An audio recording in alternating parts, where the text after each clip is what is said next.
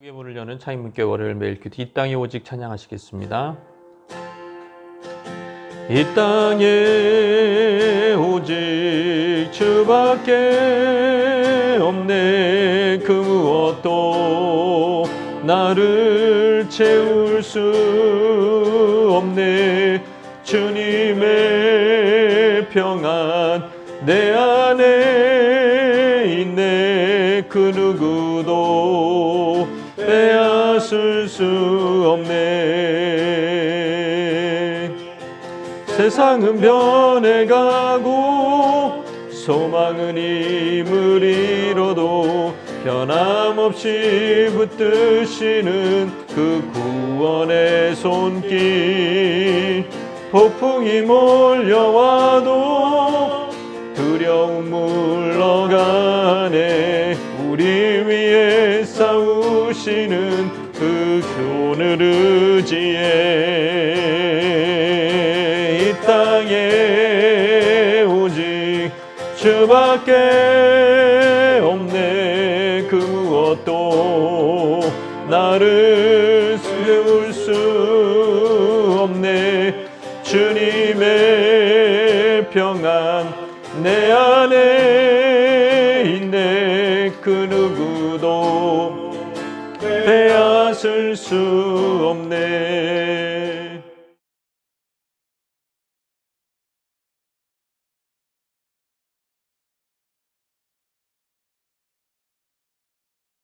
야곱이 일어나 자식들과 아내들을 낙타들에게 태우고 그 모은 바 모든 가축과 모든 소유물 곧 그가 밧단 아람에서 모은 가축을 이끌고 가나안 땅에 있는 그의 아버지 이삭에게로 가려 할세. 그때 라반이 양털을 깎으러 갔으므로 라헬은 그의 아버지의 드라빔을 도둑질하고 야곱은 그 거취를 아람 사람 라반에게 말하지 아니하고 가만히 떠났더라. 그가 그의 모든 소유를 이끌고 강을 건너 길르앗 산을 향하여 도망한 지 3일 만에 야곱이 도망한 것이 라반에게 들린지라. 라반이 그의 형제를 거느리고 7일 길을 쫓아가 길르앗 산에서 그에게 이르렀더니 밤에 하나님이 아람 사람 라반에게 현몽하여 이르시되 너는 삼가 야곱에게 선악간에 말하지 말라. 라반이 야곱을 뒤쫓아 이르렀으니 야곱이 그 산에 장막을 친지라. 라반이 그 형제와 더불어 길르앗 산에 장막을 치고 라반이 야곱에게 이르되 내가 나를 속이고 내 딸들을 칼에 사로잡힌 자같이 끌고 갔으니 어찌 이같이 하였느냐. 내가 즐거움과 노래와 북과 수금으로 너를 보내겠거늘 어찌하여 내가 나를 속이고 가만히 도망하고 내게 알리지 아니하였으며 내가 내 손자들과 딸들에게 입맞추지 못하게 하였으니 내 행위가 참으로 어리석도다. 너를 해할 만한 능력이 내 손에 있으나 너희 아버지의 하나님이 어젯밤에 내게 말씀하시기를 너는 삼가 야곱에게 선악간에 말하지 말라 하셨느니라. 이제 내가 내 아버지 집을 사모하여 돌아가려는 것은 옳거니와 어찌 내 신을 도둑질하였느냐. 내가 생각하기를 외삼촌이 외삼촌의 딸들을 내게서 억지로 빼앗으리라 하여 두려워하였음이니이다. 외삼촌의 신을 누구에게서 찾든지 그는 살지 못할 것이요 우리 형제들 앞에서 무엇이든지 외삼촌의 것이 발견되거든 외삼촌에게로 가져가소서. 야곱은 라헬이 그것을 도둑질한 줄을 알지 못함이었더라. 라반이 야곱의 장막에 들어가고 레아의 장막에 들어가고 두 여종의 장막에 들어갔으나 찾지 못하고 레아의 장막에서 나와 라헬의 장막에 들어가매 라헬이 그 드라빔을 가져 낙타 안장 아래에 놓고 그 위에 앉은지라. 라반이 그 장막에서 찾다가 찾아내지 못하매 라헬이 그의 아버지에게 이르되 마침 생리가 있어 일어나서 영접할 수 없사오니 내 주는 노하지 마소서. 라반이 그 드라빔을 두루 찾다가 찾아내지 못한지라. 야곱은 라반의 어느 날 보니까 안색이 변해 있고 예전과 같이 자기를 대하지 않음을 보게 됩니다. 그리고 때마침 여호와께서 야곱에게 나타나셔서 조상의 땅으로 이삭에게로 돌아가라는 메시지를 받게 되죠. 이제 야곱은 결단을 내렸습니다. 아내들의 동의까지 얻어냈습니다. 근데 야곱의 방법이 이제 지금 20년 동안 연단을 받았는데 그렇게 크게 달라지지 않아요. 왜냐하면 이제 삼촌이 그냥 보내지 않을 것 같은 거예요. 증식된 재산을 인정하지 않을 수도 있어요. 어쨌든 자기가 노력한 거지만 삼촌은 뺏어갔다고 생각을 하니까 야반도주가 답이라고 생각하고 밤중에 일어나서 비싼 낙타에 태워가지고 도망을 가는 겁니다. 낙타에 태우고 자식들과 아내들을 이때다 싶어서 가는데 마침 라반은 양털을 깎으러 가서 자리를 비웠어요. 봄철에 보통 이 메소포타미아 지역에서는 양털을 깎았다 그래요. 그때는 많은 노동력이 필요했고 막 수백 명씩 필요할 수도 있고, 그러니까 온 가족이 동원이 됐고 라반의 친척들도 다 동원이 된 거예요. 종들도 다 동원이 된 거예요. 그리고 이제 거기 끝나면은 이제 잔치를 벌이고 축제를 즐기니까 굉장히 안성맞춤이었습니다. 절호의 기회, 이때다 싶어서 라반에게 알리지 않은 채 가만히 떠났습니다. 자, 이런 것을 보면 20년이나 지금 험한 세월을 겪으면서 야곱은 크게 달라지지 않았다. 야곱은 여전히 속이는 자입니다. 속이는 자다. 그렇게 사람이 쉽게 안 바뀐다는 것을 알 수가 있고요. 또 하나는 하나님의 뜻을 찾아서 순종하면서 가는데도 옛날 습성을 버리지 못한다는 것. 또 문제는 가족조차도 이제 야곱을 많이 닮아 있고 그 삼촌을 닮아 있는 거죠. 왜냐하면 라헬이 드라빔, 아버지 드라빔, 테라핌이죠. 그거를 훔쳐서 떠났습니다. 이 테라핌이라는 것은 우상들 또는 수호신상, 가신들 이런 식으로 번역이 되어 왔습니다. 이 가신들은 고대인들에게 집안의 행복을, 번영을 보장해주는, 가져다주는 존재였어요. 그리고 상속물로 대대로 전수된 것이었어요. 그러니까 라반의 집안은 여전히 이교도의 영향을 받고 있었다. 드라빈을 훔친 것은 마치 그런 야곱이 장자권을 빼앗은 것처럼 라헬은 이 집안의 상속권까지, 그 상징하는 드라빈까지 빼앗은 것입니다. 그러니까 라반이 가만히 있을 수 없는 거죠. 그게 이제 그 소식이 들렸어요. 가만히 있을 수 없는 거예요. 그 사이에 야곱은 강 건너 도착을 한 곳이, 그러니까 유프라테스 강을 건너서 도착한 곳이 바로 트랜스 요르단의 비옥한 고원지대. 나중에 여기 루벤 지파가 여기서 갓 지파, 므낫세 반 지파가 여기서 살게 되죠. 여기가 이제 그 길르앗 산지입니다. 그 굉장히 비옥한 지역이라고 해요. 고원지대.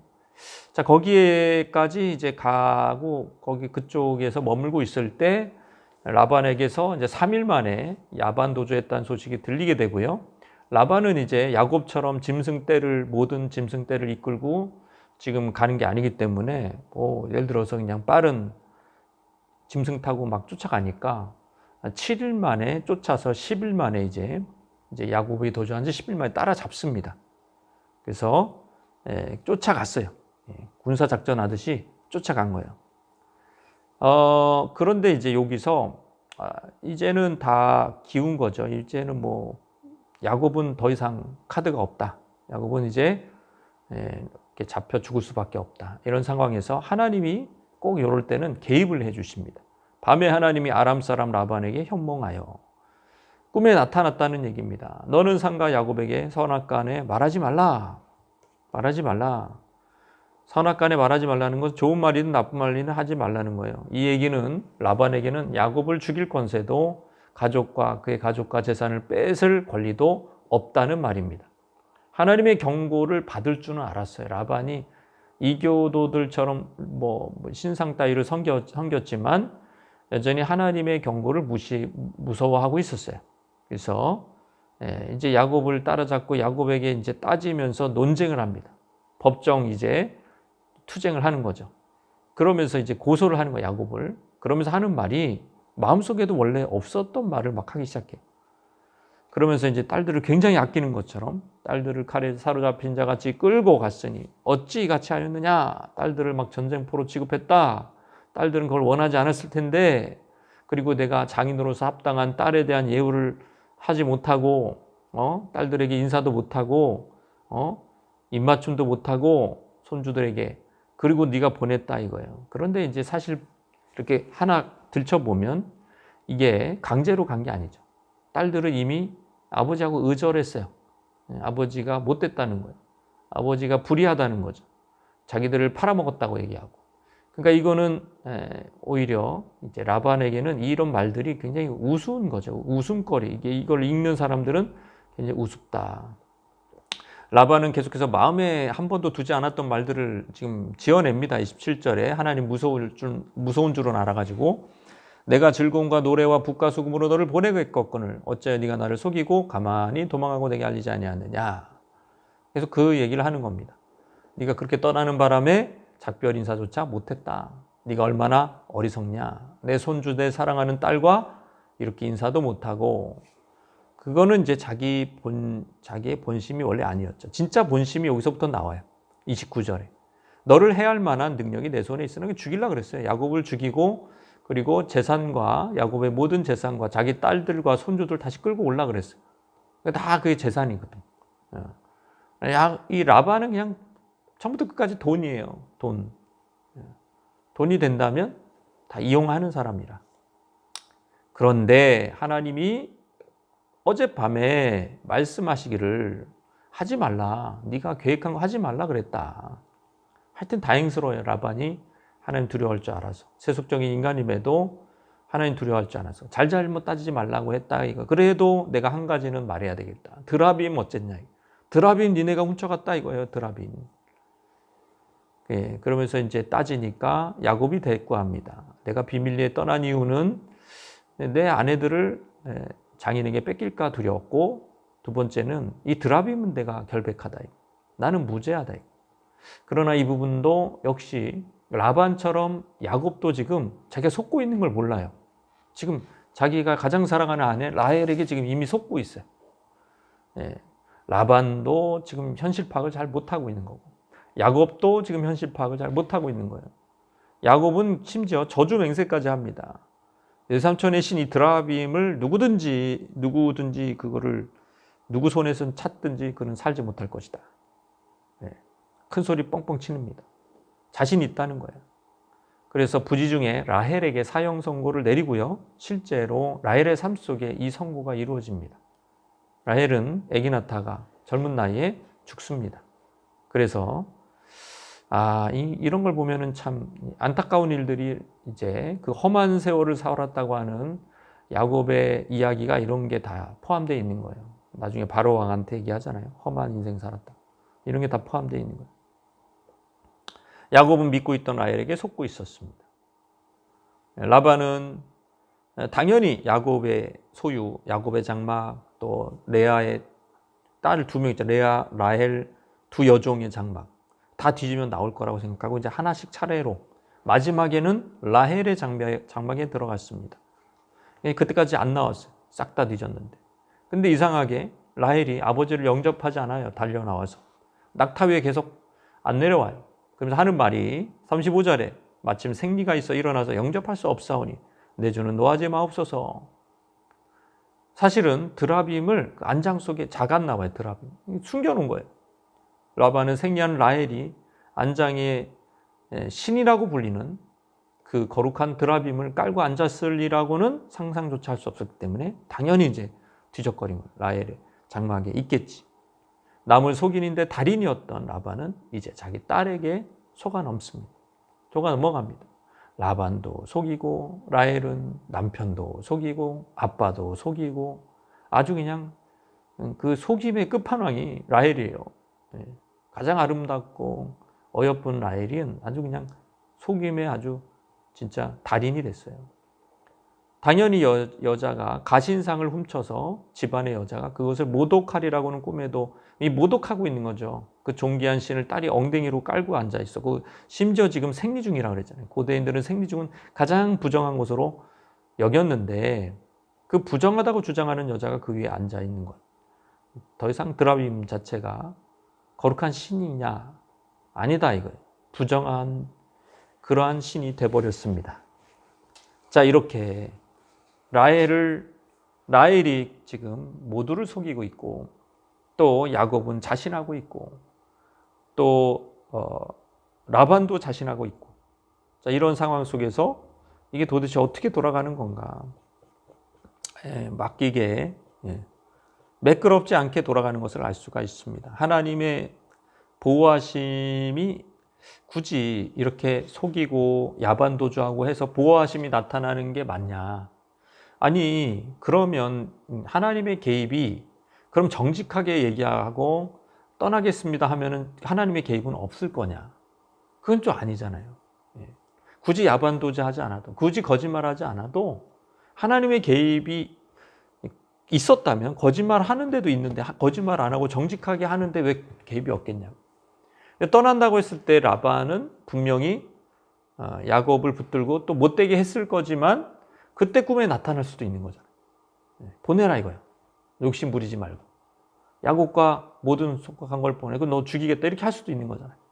그러니까 우리의 생각에 제한이 돼 있는 거죠. 내 생각에 여전히 묶여 있는 거예요. 그게 우리의 한계입니다.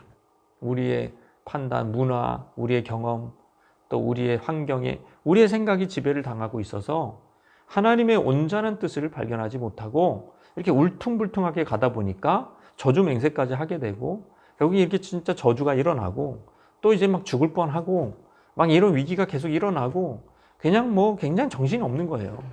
우리가 이렇게 살아야 되겠습니까?